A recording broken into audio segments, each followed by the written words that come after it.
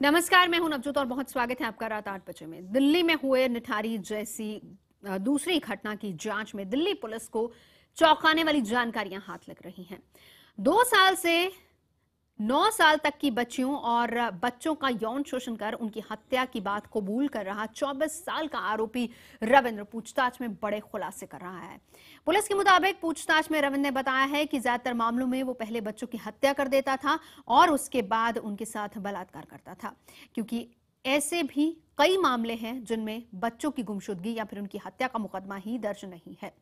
देखिए दिल्ली के इस नर पिशाच की दिल दहला देने वाली कहानी।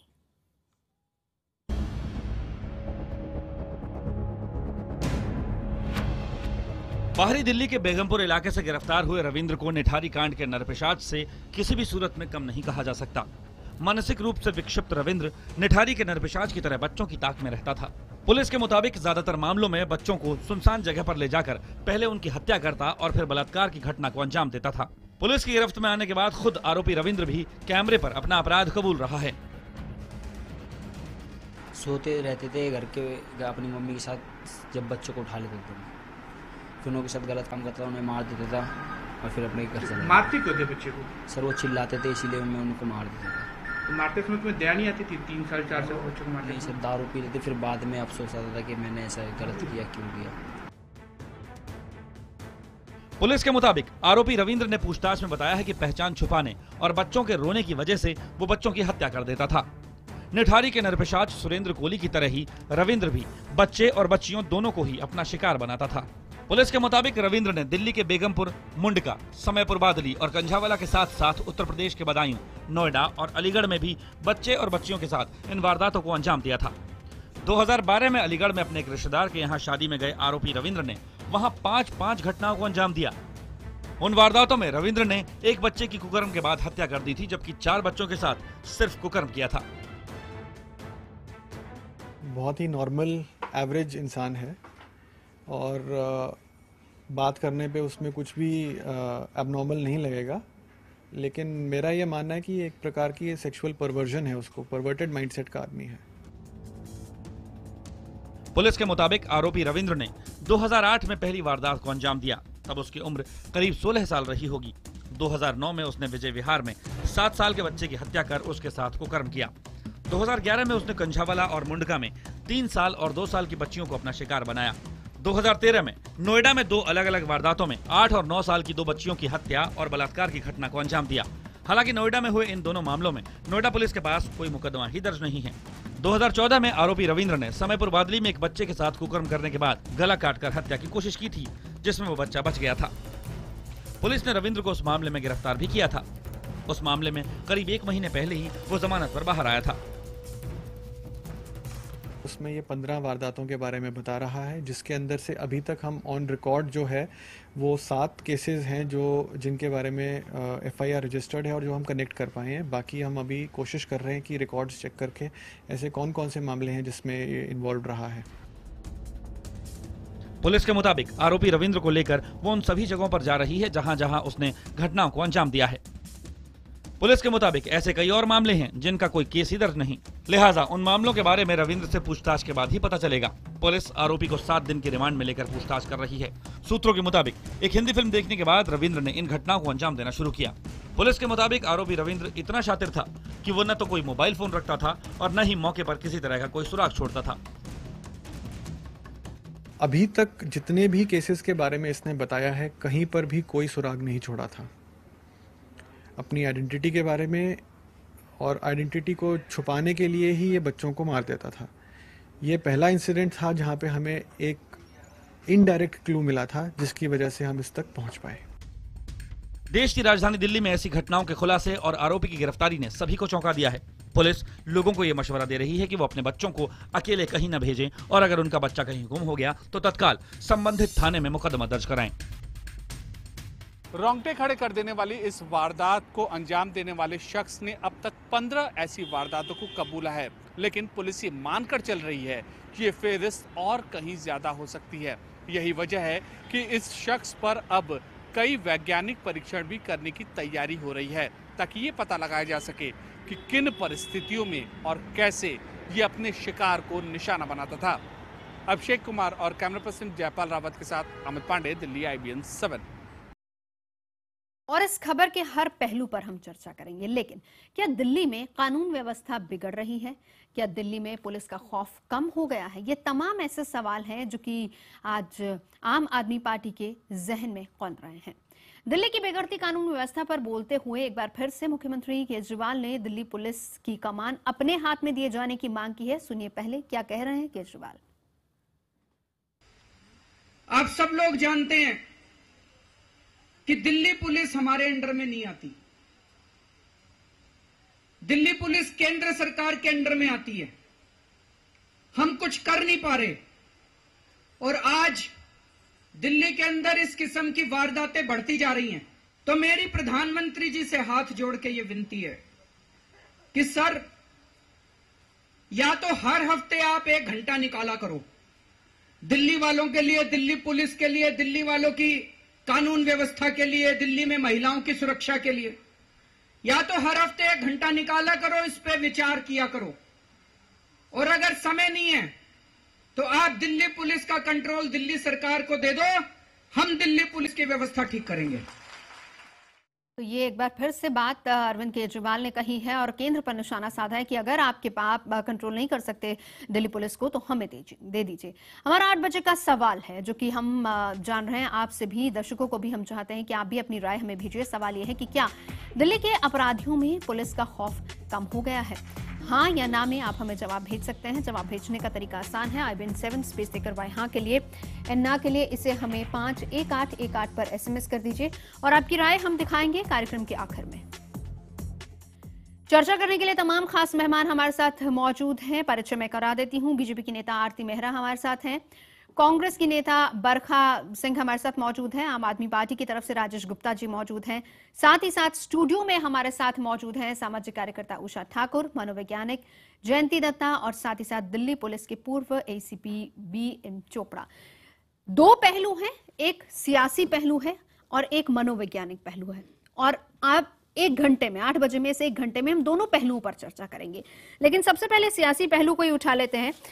जानना ये चाहूंगी मैं आपसे, हमारे साथ मौजूद है राजेश गुप्ता जी। आज अरविंद केजरीवाल ये कह रहे थे केंद्र सरकार पर निशाना साधते हुए कि अगर आपसे दिल्ली पुलिस नहीं संभल रही है तो आप हमें दे दीजिए। सवाल यहां पर अगर हम इसी केस को देखें, कैसे आप कह सकते हैं कि ये केस अगर आपके पास, यानी अगर पुलिस आपके अंडर होती तो इस तरह की हरकतें नहीं होती, क्योंकि ये एक आदमी की मानसिकता भी इसमें जुड़ी हुई है। नवजोत, आपने बिल्कुल ठीक कहा कि इस पर्टिकुलर अगर केस की हम बात करें तो इसके अंदर तो बल्कि मैं दिल्ली पुलिस को बधाई का पात्र मानता हूं कि उन्होंने इस आदमी को पकड़ा।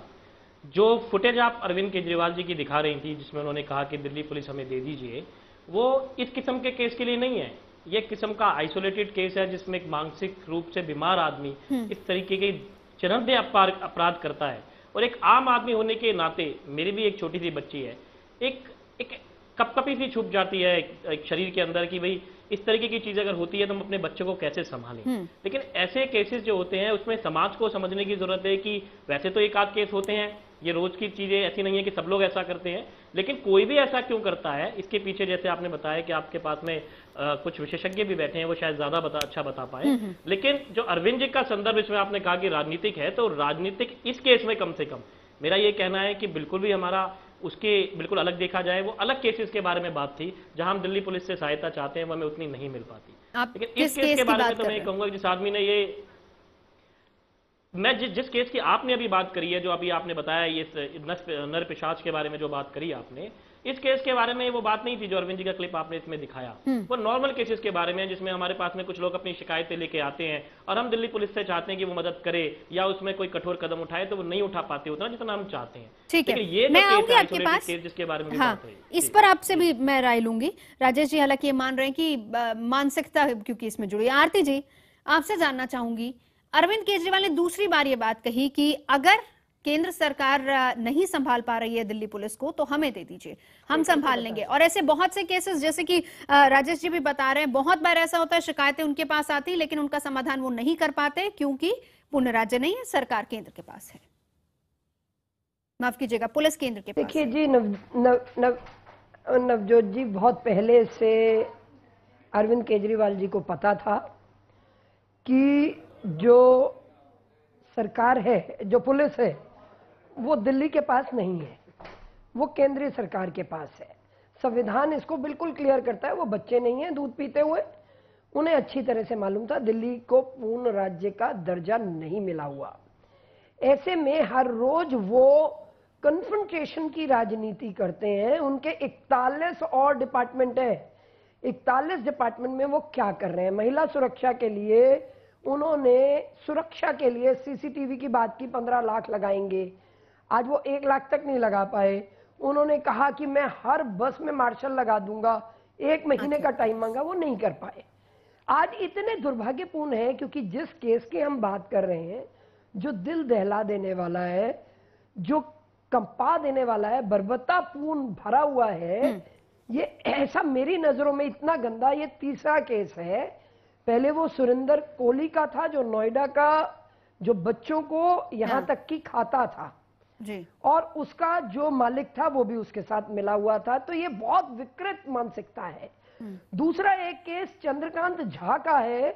जो चंद्रकांत झा था वो बुलाता था, अपने पास नौकरी देता था, बच्चों जैसा बिहेव करता था, और फिर उसके बाद अलग अलग उनके बॉडी के पीसेस काट के अलग अलग जगह, जिससे भी किसी भी तरीके से मिल ना पाए। आज ये तीसरा है जो इतना गंदा, मतलब इस तरीके से, और वो खुद मुंह से बोल रहा है और सारा पता चल रहा है, 7 केसों को रिलेट भी कर पाए। और मैं तो पुलिस को बहुत इस बात में कहना चाहूंगी कि किस तरह से क्लू लेके, एक छोटे से क्लू के साथ कड़ी से कड़ी जोड़ के पुलिस उस तक पहुंची और आज वो गिरफ्त में है। 15 बच्चियों को निगल जाने वाला ये गंदा, यानी आप पुलिस की तारीफ कर रही हैं कि कम से कम आज वो पुलिस की गिरफ्त में है। मैं लौटूंगी चोपड़ा साहब, मैं आपसे जानना चाहूंगी, यहाँ पर एक और बात जुड़ती है। जब इलाके के, मैं लौटूंगी आरती जी, जब स्थानीय इलाके के किसी, क्योंकि हर इलाके की अपनी एक पुलिस होती है, हर इलाके में एक चौकी होती है, जब गायब होती है बच्चे या फिर बच्चियां, पुलिस जब तफ्तीश करती है तो इसका मतलब तो यही माना जाए कि कमी वहां पर रहती। कैसे एक शख्स इतने समय से, इतने लंबे समय से इस तरह की घटनाओं को अंजाम दे रहा है और लोकल पुलिस को खबर तक नहीं लगती? अब जाकर पुलिस को खबर लगती है जब इतने बच्चों को शिकार बना चुका है। आप ये ठीक कह रही हैं नवजोत जी, मगर इसके साथ साथ मैं ये कहना चाहूँगा कि इसका सबसे बड़ा दोष जो है वो बच्चों के पेरेंट्स पर भी जाता है। और ये जो घटना होती है, आप आंकड़े निकाल के देखिए, जो घटनाएं हैं, सारी घटनाएं जो हैं झुग्गी झोंपड़ी और लो लाइंग एरिया, जहाँ पर अनपढ़ लोग और गरीब लड़के के रहते हैं, जिनके माँ बाप मजदूरी करते हैं, वो दिन में चले जाते हैं मजदूरी करने के लिए, तो उनके बच्चे जो है वो आपस में खेलते रहते हैं या बाहर चले जाते हैं। और ऐसी मानसिकता वाले लोग ही उन पर नजर रखते हैं और उनको बेखा फुसला कर। लेकिन पुलिस को एक्टिव होना चाहिए ना, ऐसा तो नहीं हो सकता कि उस तबके को हम बिल्कुल उठाकर बाहर फेंक दें, ऐसा भी नहीं हो सकता। मैं उसी बात पे आ रहा हूँ कि इसके साथ साथ लोकल पुलिस की ये ड्यूटी है कि अपने उस क्लस्टर में एक वेरिफिकेशन ड्राइव चलाए। भाई ऐसी मानसिकता वाला बंदा रह रहा है, वो क्या काम करता है, उसकी बैकग्राउंड क्या है, वो कहाँ से आया है। जैसे ये बंदा है, ये ऑलरेडी पहले 8 साल पहले एक केस में गिरफ्तार हो चुका था और उसका रिकॉर्ड जो है नहीं है कहीं भी। मगर एक ये मैंडेटरी आजकल हो गया है वेरिफिकेशन।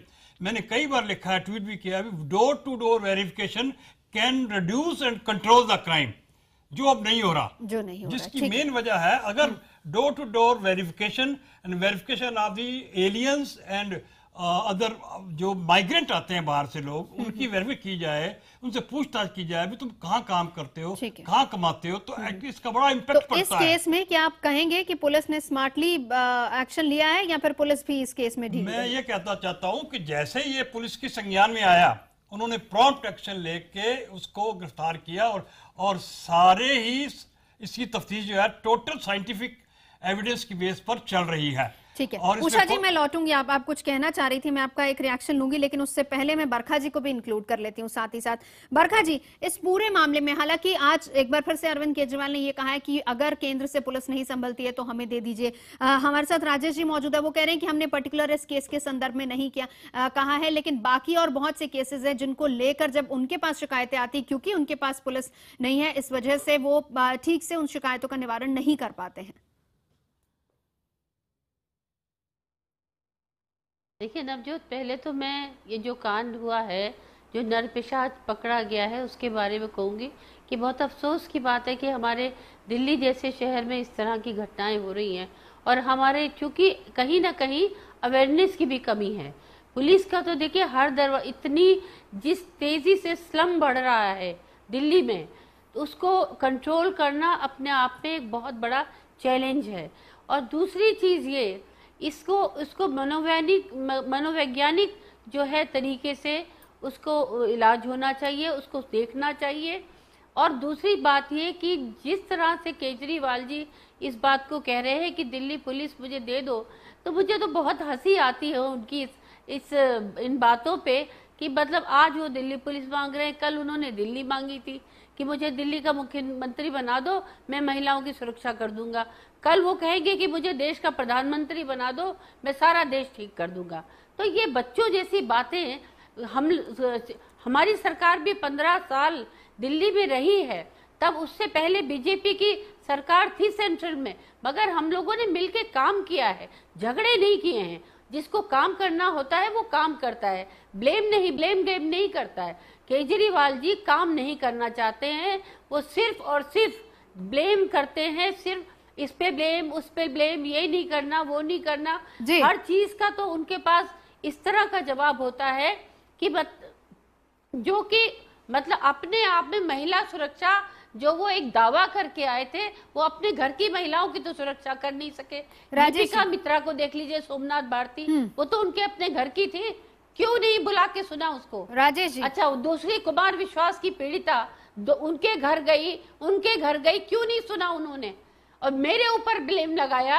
अब सोमनाथ भारती जी 2 बजे रात में नाइजीरियन इसी मुद्दे पर रहते कमरे में गए थे, क्या बरखा सिंह ने भेजा था उनको? ठीक है, इसी मुद्दे पर रहते। राजेश जी, आपसे जब भी बात होती है आप हमेशा ये कहते हैं कि हम कोऑपरेट करने के लिए तैयार हैं, कोई भी एजेंसी। मैं लौटती हूँ बरखा जी आपके पास, लौटती हूँ, बस एक रिएक्शन राजेश जी का ले लूं।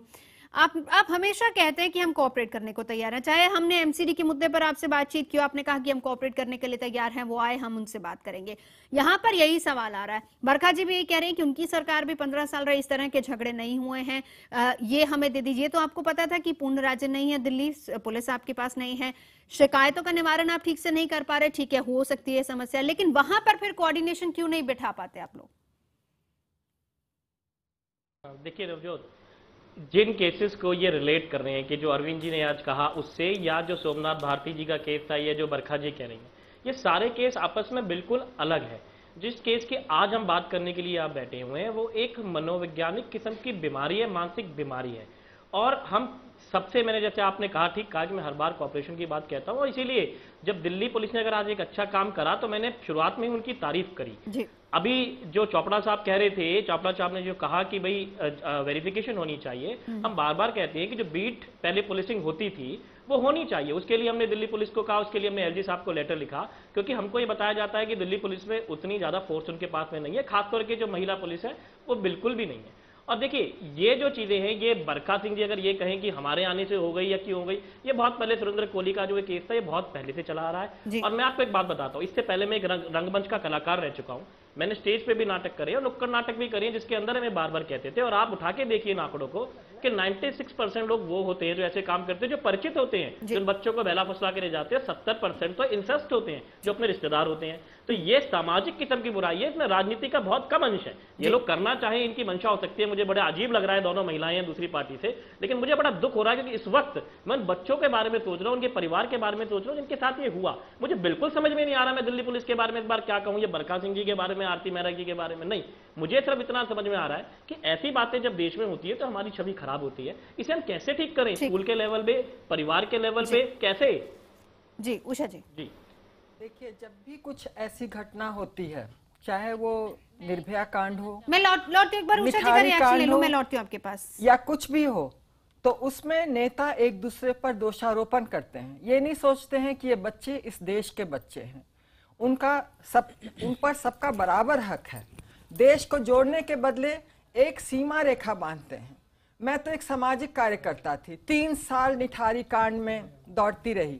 सिर्फ निठारी कांड में ही नहीं, निठारी पीड़ितों को लेके, उसके अलावा भी कई कांड ऐसे हुए नोएडा में, जिसके लिए मैंने ये नहीं सोचा कि सरकार या पुलिस या कोई कुछ करे। खुद किया उसमें जाकर, तब जाके वो एक्सपोज हुए मामले। लेकिन आप अगर नेता होके जिनके पास इतना कुछ है, सत्ता है, शासन है, सब कुछ है, और एक दूसरे पर दोषारोपण करेंगे तो देश टूटता चला जाएगा। ऐसे मामले में सबको एक होकर चलना होगा, तभी कहीं सुरक्षा हो सकती है, बच्चों की रक्षा हो सकती है। सबों को आंख खुला रखना होगा। ये बड़े शर्म की बात है कि इस तरह की बातें की जाती है कि आप पार्टी कहते हैं कि हमें पुलिस दे, वो कोई कुछ कहता है। ये बिल्कुल नहीं होना चाहिए। यहाँ देश और समाज पहले आता है, देश के बच्चे पहले आते हैं, उसके लिए सबको सतर्क होना पड़ेगा। जी जी जी, चोपड़ा साहब। मैं राजेश जी से एक निवेदन करना चाहता हूं कि राजेश जी, आजकल आपकी सरकार दिल्ली में है, ठीक है, दिल्ली पुलिस अगर सेंटर में है, काम तो आपके पास ही कर रही है, और ये एक आपस में लाइजन बनाना बड़ा ज़रूरी होता है। और जो SHO होता है वो एक लाइजन अफसर और आप में एक लाइजनिंग करके चलता है, तभी काम चल सकता है। क्योंकि मैं भी दिल्ली में काफ़ी जगह SHO रहा हूँ और हमने हर नेता, हर पार्टी के साथ काम किया है। जो हमारी ड्यूटी है हम उसे कतरा नहीं कर सकते। राजेश जी, मैं अगर सजेस्ट करना चाहता हूँ कि दिल्ली सरकार के पास 20,000 सिविल डिफेंस लड़के और लड़कियां तैयार हैं, जो आजकल आइडियल बैठे हैं पिछले 5 साल से, जिनको आप इस्तेमाल कर सकते हो महिलाओं की, बच्चों की सुरक्षा के लिए। अगर आप नहीं कर सकते आप, तो मुझे मौका दीजिए, मैं आपके साथ मदद करने को तैयार हूं। और देखते हैं दिल्ली की कानून की व्यवस्था कैसे ठीक नहीं होती है। चलिए, इस पर जवाब लेंगे। और इसी मुद्दे का जो दूसरा मनोवैज्ञानिक पहलू, जयंती जी हमारे साथ मौजूद हैं, हम उस पर भी चर्चा करेंगे। सोच कैसी होती है, कैसे कोई इंसान इतना हैवान बन जाता है, कैसे उसकी सोच इस तरीके की हो जाती है, उस पर भी हम चर्चा करेंगे। खास मेहमान मौजूद हैं। छोटे से ब्रेक के लिए रुक रहे हैं।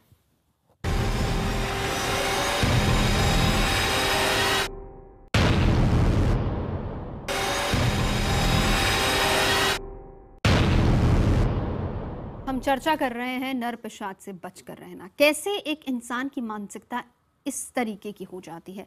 और शुरुआत अगर देखें, अगर हम इस शख्स की पूरी हिस्ट्री को देखने की कोशिश करें तो 2 से 9 साल की बच्ची जिसके साथ यौन शोषण किया, और साथ ही साथ जो उम्र सामने आ रही है वो ये कि 16 साल में पहला क्राइम किया। डॉक्टर दत्ता, आपसे जानना चाहूंगी, एक इंसान, अच्छी भली मानसिकता, ठीक ठाक इंसान है, लेकिन इस तरह की सोच कैसे किसी की हो सकती है? और वो कैमरे पर कबूल कर रहा है, उसको पछतावा नहीं दिख रहा किसी भी चीज का। Good, you observed. मैंने पहली बार जो मॉर्निंग में शो गया था आपके यहाँ, मैंने कहा था कि इन लोगों के साथ जो नेक्रोफाइल होते हैं, खास करके necrophile means you know dead body के साथ भी ये सेक्स करते हैं, ये एक ऐसी स्थिति है पेडोफाइल्स के साथ। अगर वो एक दफ़े पेडोफाइल में इंडल्ज करने लगता है तो ये इसको रिहैबिलिटेट करना या रेक्टिफाई करना पनिशमेंट के बगैर नहीं हो पाता। जो विडंबना वाली बात है इस केस में, 11 बच्चों को उसने अबडक्ट किया दिल्ली में, 11 बच्चों को मार दिया, और एक दफ़े ये पकड़ा भी गया, बेल आउट हो गया। तो पुलिस ने इसकी एक संज्ञान क्यों नहीं ली? खास करके पेडोफाइल्स जो होते हैं ये कंपल्सिव होते हैं और थ्रू आउट लाइफ ये पेडोफाइल ही रहते हैं।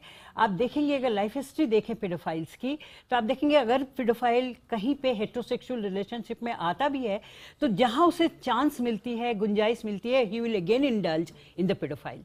तो वहां पे बच्चों के साथ जब ये यौन शोषण करते हैं तो इनके साथ एक इम्पल्सिव चीज होती है। इनको किसी तरह की अफसोस या किसी तरह की फीलिंग या इमोशंस नहीं होती है।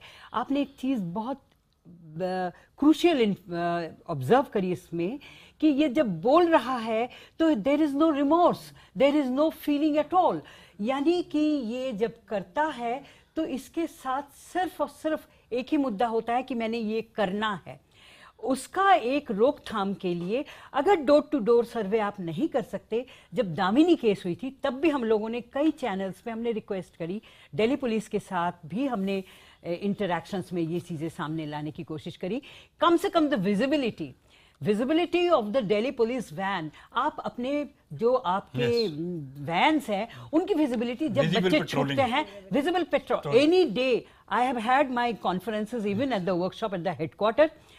दिल्ली पुलिस हेडक्वार्टर में, जहां बेटर पुलिसिंग के लिए मैं बाहर भी बुलाई जाती हूँ, कंट्री से बाहर भी जाती हूँ, तो वहां मैंने बोला visibility of the police van is one of the very important thing. आप वो कर देते, आप स्लम ड्वेलर्स के साथ डोर टू डोर सर्वे नहीं कर सकते, हर जगह आप रोकथाम नहीं कर सकते, कम से कम आपकी मौजूदगी अगर लग जाए पता, तो इस तरह के जो हैवानियत के शिकार बच्चे होते हैं वहां पे कहीं ना कहीं आप रोकथाम ला सकते हैं। अवेयरनेस तो है थोड़ी बहुत बिकॉज ऑफ द मीडिया, लेकिन इसकी रोकथाम 11 केसेस दिल्ली में अगर हो रहे हैं और आप उसको पकड़ नहीं पा रहे हैं, आज आपने पकड़ लिया, all right, kudos, but 11 cases करने के बाद कैसे छूट जाता है, दिस इज वेयर मुझे लगता है कहीं न कहीं पुलिसिंग में हमें भेदबदल करने की जरूरत है। चोपड़ा साहब अग्री करेंगे इस बात से, क्योंकि एक बार अगर गिरफ्तारी हो गई थी तो उसके बाद लोकल पुलिस को कम से कम उस पर नजर रखनी चाहिए। बिल्कुल ठीक बात कही है जयंती ने कि जैसे ये बंदा गिरफ्तार होता है, इसका पूरा रिकॉर्ड बनता है, इसकी हिस्ट्री शीट बनती है, और ये एक लोकल पुलिस की जिम्मेवारी होती है उस पर ट्रैकिंग करनी।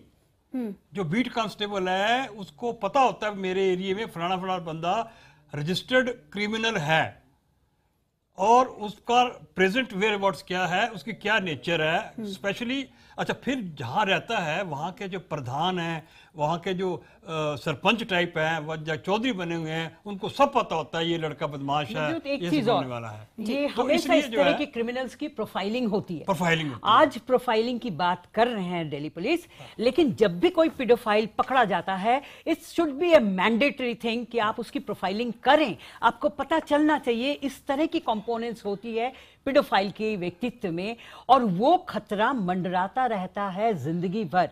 उसके साथ अगर वो नेक्रोफाइल है, यानी कि डेड बॉडी के साथ भी सेक्स करता है, तो definitely he is psychiatrically ill, like he is definitely a chronic threat for the society। Usha जी मैं आपसे जानना चाहूंगी, हालांकि इस बात से आप भी एग्री करेंगी, आप निठारी केस के साथ भी जुड़ी रही, बहुत सारे पीड़ितों के साथ भी आप जाकर मिली, या कहाँ कमी देखती हैं आप सोसाइटी में कि इस तरह के लोग पनप जाते हैं और फिर उसके बाद आसपास कहीं किसी को खबर तक नहीं होती? देखिए, इस तरह के लोग जब पनपते हैं और हमारे जैसे लोग जब उनका साथ देते हैं तो वो मूर्ख कहलाते हैं, सोचते हैं व्यर्थ में। पुलिस कहती है कि आप एसी में क्यों नहीं बैठती हैं, पुलिस को भी लगता है डिस्टर्बेंस कि क्यों ये आ रही हैं, एफआईआर क्यों दर्ज करवा रही हैं। तो इस तरह से करके लोगों को भी ऐसा लगता है, सब तटस्थ हो गए हैं, क्योंकि पुलिस ही जब शांत बैठी है, पुलिस ही मूक है। जब नोएडा पुलिस ने 2 लोगों के मर्डर का कुछ वो किया नहीं, वहां पर कोई एफआईआर दर्ज नहीं है, गुमशुदगी की तलाश नहीं है कुछ, और नोएडा में आप जानती हैं कि विगत जनवरी, फरवरी, मार्च में कितने मर्डर्स हुए हैं, महिलाओं के फेंकी गई हैं लाशें ग्रेटर नोएडा में, और उनका कुछ पता नहीं किस परिवार की थी, कहाँ की थी, कोई जांच नहीं हुई है। तो ये तो जब पुलिस ऐसी निष्क्रिय होगी, जनता अपने आप में रहेगी, नेता एक दूसरे को दोष देंगे, तो फिर बाकी जो मासूम कहाँ जाएंगे, वो तो मरेंगे ही। हमारे जैसे नवजोत, एक चीज और, क्राइम पनपती है मेट्रोपोल्स में जब आप क्राइम को सॉल्व करने के बजाय आप उसको पॉलिटिसाइज कर देते हो। अभी भी मुद्दा अगर हमारा बच्चों की सेफ्टी का होता तो शायद ये पॉलिटिकल कंपोनेंट्स नहीं आती कि दिल्ली पुलिस हमारे पास होनी चाहिए या सेंटर के पास होनी। हम लोग ग्रास रूट वर्कर्स हैं, प्रोफेशनल्स हैं, हम उनसे मुखातिब होते रहते हैं उन्हें डे टू डे बेसिस, परिवार के ऊपर क्या गुजरती है। हमारा बच्चा आज इस देश में महफूज नहीं है, हमारे युवा वर्ग महफूज नहीं है। दिल्ली का एक और केस में उषा जी आऊंगी आपके पास, कहाँ चूक रहे हैं जयंती जी। दिल्ली का एक और केस हुआ मीनाक्षी वाला, जिसमें उसके बाद सियासत बहुत ज्यादा गर्मा गई। मैं राजेश जी आपसे जानना चाहूंगी, शायद उसी केस को लेकर अरविंद केजरीवाल ने ये बात उठाई कि दिल्ली पुलिस से काम नहीं हो रहा और केंद्र सरकार अगर नहीं संभाल पा रही तो हमें दे दीजिए। नवजोत, एग्जैक्टली बल्कि अगर आप पूरी फुटेज को देखें अरविंद जी की, तो उन्होंने यही बात कही कि एक लड़की जिसको 32 बार गोदा गया, चाकू से वो आदमी मारता गया, वो भी एक किस्म का साइकोलॉजिकल बीमार आदमी था, और उसकी कंप्लेंट उस लड़की ने लगातार करी पुलिस में, लेकिन पुलिस ने उसके खिलाफ कोई एक्शन नहीं लिया। अब जिस आदमी ने उसके खिलाफ कोई एक्शन नहीं लिया, उस एसएचओ ने जिसने कोई एक्शन नहीं लिया, अगर हम उसके खिलाफ कोई एक्शन लेना चाहते हैं तो हम ले नहीं सकते, क्योंकि वो हमारे अंडर में नहीं आती। उसके कॉन्टेक्स्ट में वो कहा एक बात नंबर 2 जो मनोवैज्ञानिक बात हो रही थी, जैसे मैंने कहा कि जब हम लोग नुक्कड़ नाटक किया करते थे, आप यकीन मानिएगा, मैं कुछ स्कूल्स में हम जाया करते थे और कहते थे कि हम ये नुक्कड़ नाटक करना चाहते हैं, खासतौर के दामिनी के केस के बाद में या निर्भया के केस के बाद में, बहुत सारे स्कूल के प्रिंसिपल्स मुझे मना कर देते थे कि आप क्या बातें हमारी लड़कियों को सिखाना चाहते हैं। जब हम मोहल्ले में कहते थे कि ऐसे केसेस ज्यादातर जानकार लोग करते हैं, रिश्तेदार करते हैं, तो लोग नाराज हो जाते थे कि आप क्या बातें कर रहे हैं, हमारे साथ तो ऐसा हो ही नहीं सकता, हमारी लड़कियां ऐसी है ही नहीं, हमारे लड़के तो कभी किसी लड़की को छेड़ ही नहीं सकते। ये सामाजिक परेशानी है, इसे हमें मिलकर ठीक करना होगा। तो इसको और ये किसी पॉलिटिकल प्रॉब्लम राजेश जी, ठीक है, पॉलिटिकल प्रॉब्लम नहीं है, लेकिन फिर उसके बाद जी आरती जी सामाजिक को और मिलके करना होगा। जब मिलके करना होगा तो मिलके करने वाली मानसिकता भी रखनी होगी। जहां हम एक तरफ उस विकृत मानसिकता की बात कर रहे हैं, वहीं पे आपकी आम आदमी पार्टी की मानसिकता की, अरविंद केजरीवाल की मानसिकता की भी बात करनी होगी, जिसको अपनी कोई कमी नहीं दिखाई देती। सोमनाथ भारती इतनी बदसलूकी करता है, उसे दिखाई नहीं देती तो इंटरनल लोकपाल नहीं आता। आरती जी, सोमनाथ आरती जी मेरी आपसे हाथ जोड़ के बात कर रहे हैं।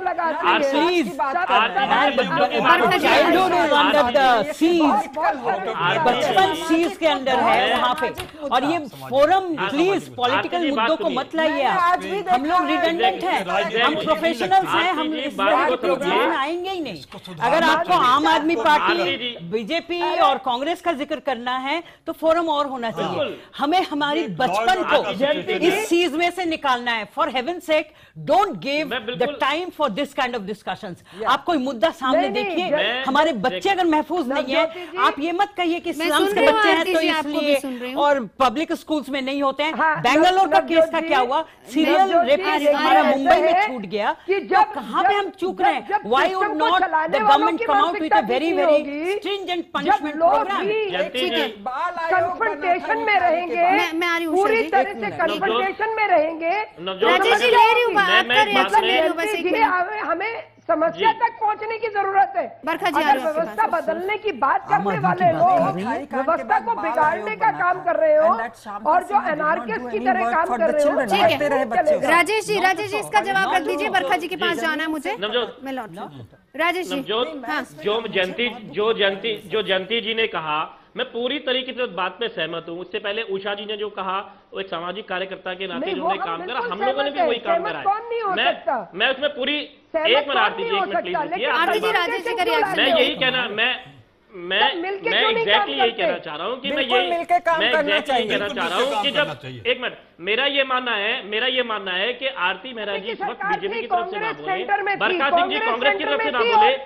मैं आप बात सुनिए, मेरा ये कहना है कि राजेश गुप्ता इस वक्त किसी पार्टी के प्रवक्ता की हैसियत से नहीं बोल रहा। राजेश गुप्ता एक 2 साल की बच्ची के बाप के नाते बोल रहा है। आप इस बात को समझने की कोशिश कीजिए। आप भी ये बात समझिए, आप भी इस बात को समझिए कि आप भी कुछ बच्चों की मां होगी, बरखा जी भी कुछ होगी। बच्चों की हैसियत से सोचिए। पार्टी को थोड़ी देर के लिए पार्टी को इस चीज से अलग कर दीजिए। देश के बच्चों की बात है, आप थोड़ा सा सोचिए। क्या हर वक्त राजनीति होती रहेगी? अभी कौन से चुनाव आ रहे हैं जो आपको इतनी जल्दी आ रही है? एक बार सोचिए बच्चों के बारे में, जिनके साथ ये हुआ है, और आपने मिलकर बैठने की बात करी। मैं कह रहा हूँ आप साथ में बैठिए। बुरी तरह से आपने कहा राजनीति अरविंद केजरीवाल, अरे फिर वही बात, हमने क्या विषय है राजनीति, हमें कह रहे हैं आप। अरे आज से पहले भी 20 सालों से सरकारें चल रही हैं और सरकारें मिलके, कभी केंद्र में कोई और सरकार, दूसरी सरकार, कभी ऐसे इशू नहीं उठे। आपको पहले से पता है और आप पूरी तरीके से आप इसी मुद्दे पर रहते हैं। बिल्कुल मुद्दे पे अगर आप कोऑर्डिनेट करके चलेंगे तो ये वो खुद बात मान रहे हैं। ठीक है, मैं लौटती हूँ राजेश जी, एक मिनट राजेश जी, मैं बरखा जी का रिएक्शन ले लूं। पिछली बार भी कुछ कहना चाह रही थी बरखा जी। गुमराह करते हैं। ठीक है आरती जी, लौटूंगी आपके पास, बरखा जी को बोलने दीजिए। बरखा जी। हाँ, कि मैं बच्ची के पिता की हैसियत से बोल रहा हूँ, तो मैं भी एक 20 साल की बच्ची की माँ हूँ और मैं उस हैसियत से बोल रही हूँ जो हमारी दिल्ली में मीनाक्षी का जो मर्डर हुआ है, जो ये कह रहे पुलिस ने उसकी सुनवाई नहीं करी। पुलिस ने बाकायदा सुनवाई करी थी और वो लड़के जेल गए थे। जेल से छूटने के बाद उन लड़कों ने उसको धमकी दिया करते थे हमेशा कि मैं मार दूंगा, तेजाब फेंक दूंगा। उस लड़की को डराते थे, धमकाते थे। वहां पे थोड़ा सा पुलिस को ये था कि थाने में जाके उसको कंप्लेन करनी चाहिए थी। वहां पे पुलिस को उन लोगों को पकड़ना कंप्लेन की थी, जो नहीं हुआ। उसके बाद भी प्रोटेक्शन नहीं दिया गया। एक मिनट प्लीज, मैं आपके बीच में नहीं बोल रही हूँ। ठीक है, अपनी बात मैं रखिए आपके बरखा जी। बीच में नहीं बोलती हूँ, प्लीज मत बोलिए। हाँ, तो मैं, लेकिन जब बृहस्पति को उस लड़की को बुरी तरह से मार दिया जाता है, थर्सडे को, बृहस्पतिवार को वो मारी गई है, और उसके बाद ना तो वहां के एमएलए गए ना कोई और गया, बल्कि जो वहां के एमएलए हैं उन्होंने उन जो लड़के हैं, 2 कातिल लड़के, उनका संरक्षण उनको प्राप्त है। ये बात मैं कह रही हूँ ऑन कैमरा कि जिन गुंडों को ये लोग संरक्षण दे रहे हैं, ये गलत बात है। बाद में जाके पुलिस को करना था, वुमेन कमीशन में होते हुए आपने क्यों नहीं प्रोटेक्शन दी इस लड़की को? 5 लाख आपको जब पता था। एक सेकेंड, हाँ, मैं जो बोल रही हूँ, मैं कह रही हूँ वुमेन कमीशन ने क्या किया जब इस लड़की को पुलिस वालों ने प्रोटेक्शन नहीं दे पाए, तो what did the women commission did? Women commission कहाँ थे? वो क्यों नहीं सामने आई? वुमेन कमीशन ने तो उन्होंने क्यों नहीं हेल्प दिया इस लड़की को, और क्यों नहीं कोऑर्डिनेट? आज कोऑर्डिनेशन की बात कर रही हैं आप, तो आपने कोऑर्डिनेशन क्यों नहीं किया पुलिस के साथ? Will you listen to me please? आप बात करती रहेंगी। नहीं, हम तो आपकी सुन रहे हैं, आपके सुनने के बाद साधारण जनता है, वुमेन्स कमीशन की बात करिए। लेकिन मैं भी बोलूंगी निठारी कांड में क्या किया था वुमेन्स राष्ट्रीय महिला आयोग ने। जब आपको पता है इस बच्ची के साथ ऐसा हुआ, जेल में डलवाया था, महिला ऐसा है, हम लोग महिला आयोग ने ही उस पे निगाह रखी थी। हमारे उस एरिया की जो महिला पंचायत है, जो हमारे उस एरिया के कन्वर्जन स्कीम के लोग हैं, वो लोग वहां पे काम कर रहे थे, उन्होंने ही उसकी मदद करी थी उसको पकड़वाने में। तब वो लड़के पकड़े गए थे। लेकिन आपका फर्ज था, आपने काम नहीं किया। आपका फर्ज था कि आप फॉलो अप करते उसे, आप निगरानी रखते, विजिलेंस रखते उस लड़कों के ऊपर। जेल से छूटने के बाद ये एक आम बात है कि जो जेल में जाता है एक विंडिक्टिवनेस उसके अंदर होता है। वहां पे वुमेन कमिशन अपना क्या कंट्रीब्यूशन दिया उन्होंने? क्यों नहीं उन्होंने प्रोटेक्शन दिया बच्ची को? नहीं, मैंने राष्ट्रीय महिला आयोग में आपने एक दफे कोई चिट्ठी नहीं, कुछ एक दफे आपने पकड़वा दिया तो आपका काम खत्म नहीं होता है। You should have done the follow up, longitudinal follow up की जरूरत थी। आप उसकी जो हिम्मत है उसको तो बढ़ावा देती। बच्ची ने हिम्मत तो करी कि कंप्लेन किया, ट्रैकिंग करी। मैं राष्ट्रीय महिला आयोग की बात करती हूँ। जब निठारी कांड में हमारी सुनवाई नहीं हो रही थी, पीड़ितों को लेकर गई थी, तो वहां पर एक साउथ इंडियन बैंगलोर की थी लेडी, जिन्होंने कहा कि मैंने ये भेज दिया, मैं ये बात कर रही हूँ। फिर उनकी एसएसपी से मीटिंग हुई, उसके बाद चुप्पी साथ गई, बिल्कुल वो बदल गई। और फिर उन्होंने कहा कि हमने तो रिपोर्ट भेजी है, लेकिन बाद में जब आरटीआई डाला गया तो उन्होंने कोई रिपोर्ट नहीं भेजी थी, कोई कार्रवाई नहीं की थी। इसी तरह बाल आयोग बना था निठारी कांड के बाद, और देखे कि कितने बच्चे गायब होते रहे, मरते रहे। ये सारे आयोग, ये सारे महिला आयोग, ये राष्ट्रीय महिला आयोग बेकार हैं। जिस देश में महिलाएं मरती रहेंगी, फांसी लगा के खत्म होती रहेंगी, जिनके सास ससुर फांसी लगा के, कल भी एक औरत की सास ससुर फांसी लगा रहे थे, उसके साथ में थी रात के 1 बजे तक, और पुलिस बिल्कुल नहीं वो किया, उसका एफआईआर नहीं दर्ज किया नोएडा पुलिस ने। तो जब तक हम लोग सब सतर्क नहीं होंगे, महिलाओं के हित में बात कर रही हैं बाल आयोग नहीं, वो तो महिलाओं के हित में ही बात कर रही है। मैं रिएक्शन लूंगी चोपड़ा साहब। और महिलाओं के हित में मैं दिन रात काम करती हूँ। आपके पास एक छोटे से ब्रेक के लिए रुकेंगे।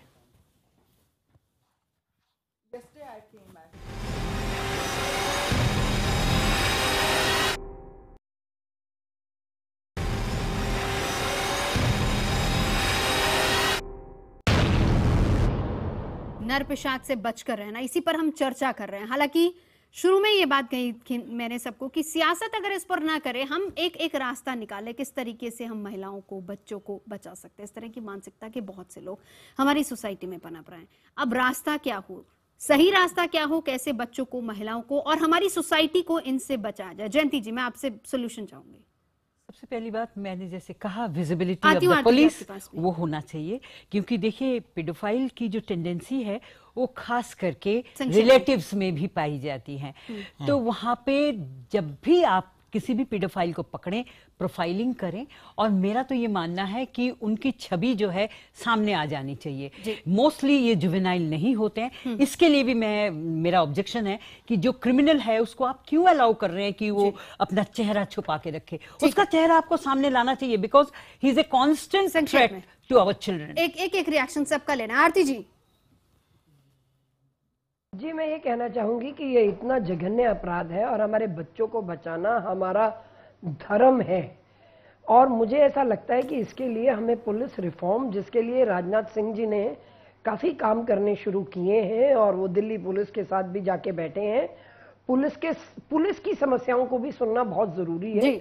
उनको इंफ्रास्ट्रक्चर भी देना होगा, उनको स्ट्रेंथन भी करना होगा, उनका नंबर भी बढ़ाना होगा, क्योंकि आफ्टर ऑल 2.25 करोड़ की दिल्ली, जिसमें लगभग 20 से पुलिस रिफॉर्म्स की जरूरत है। आप ये कह रहे हैं, चोपड़ा साहब आप एग्री करते हैं पुलिस रिफॉर्म की जरूरत है? बिल्कुल। आरती जी ने जिस पहलू को छुआ वो भी इम्पोर्टेंट है। बिल्कुल, बहुत जरूरी है, इससे पुलिस रिफॉर्म की जरूरत है, और इस समय सहयोग की जरूरत है। तमाम पार्टियां मिलकर दिल्ली को एक स्वस्थ उसका रखें, माहौल अच्छा रखें, बच्चों को ख्याल रखें, और ये छोड़ दें कि इसमें राजनीति छोड़ दें। और मैं पुलिस के भी देना चाहूँगा कि वो बीट कांस्टेबल को हिदायत दें कि अपने अपने इन क्लस्टर में, झुग्गियों में वेरिफिकेशन करें। ऐसे मानसिक व्यक्तिता के लड़के कई मिल जाएंगे, उनके ऊपर चेक करें और रोक लगाएं। डोर टू डोर कैंपेन जिसकी बात है। राजेश जी, सोल्यूशन क्या निकाला जाए? नवजोत, मेरे हिसाब से मैं बिल्कुल आरती जी की इस बात से सहमत हूं कि पुलिस रिफॉर्म्स पे काम होना चाहिए, और पूरी तरीके से मैं इसमें सहमत है। इसके अलावा ये बात घर से शुरू होनी चाहिए कि परिवार के अंदर एक माहौल बनाया जाए कि बच्चे खुल के अपने माँ बाप से बात कर सकें। उसके बाद में स्कूल में अध्यापक का रोल आता है, वहां पे भी बच्चों का माहौल ऐसा है कि वो खुल के बता सके अगर ऐसी कोई बात होती है तो। काउंसलिंग। उसके बाद में अपने यारों दोस्तों से, समाज को थोड़ा सा काउंसलिंग, और मीडिया से भी मैं चाहता हूँ कि इन चीजों को बढ़ा के दिखाया जाए कि किस तरीके से हमारे बरखा जी, किस तरीके से सेफ बना जाए। बरखा जी, एक छोटा सा रिएक्शन, वक्त की कमी है, मुझे सबको थैंक्स करना है, एक छोटा सा रिएक्शन। जी बिल्कुल, बिल्कुल हाँ, इसमें सोसाइटी का बहुत बड़ा रोल होगा, क्योंकि आसपास के जो लोग हैं उनका भी बहुत रोल होता है कि क्राइम होता रहता है और वो देखते रहते हैं। तो समाज में एक अवेयरनेस होनी चाहिए, इस तरह के जो मानसिकता के लोग हैं उनके ऊपर एक नजर होनी चाहिए, जो क्राइम करके पुलिस से छूट जाते हैं। वुमेन कमीशन का काम सिर्फ कंप्लेन नहीं, फॉलो अप भी करना है। ये कहना चाहूंगी कि पुलिस रिफॉर्म की तो जरूरत है, लेकिन कितना रिफॉर्म करेंगे जब पुलिस कुर्सी पर बैठी चुपचाप बैठी रहती है और एफआईआर दर्ज नहीं करती है। मैंने हर बार देखा है कि एफआईआर दर्ज नहीं करती है, चाहे वो महिला को जान से मारने की कोशिश करे, सास ससुर या कुछ भी हो, पुलिस कभी नहीं एफआईआर दर्ज करती। किसी को अपनी जिम्मेदारी समझनी होगी, हर फ्रंट से पुलिस हो वो भी जिम्मेदारी से रहे तो कई काम हो सकते हैं। सोसाइटी, पुलिस तमाम आयोग, हर तो नहीं हो सकता सबका, हर किसी को अपनी अपनी जिम्मेदारी समझनी होगी, तभी सोसाइटी से इस तरह के लोगों को बचाया जा सकता है। और अब चलते चलते दर्शकों ने राय भेजी है। सवाल हमने ये पूछा था कि क्या दिल्ली के अपराधियों में पुलिस का खौफ कम हो गया है? जवाब में बहुत सारे जवाब हमें मिले। 84% लोगों ने हाँ में जवाब दिया है, 16% लोगों ने ना में जवाब दिया है।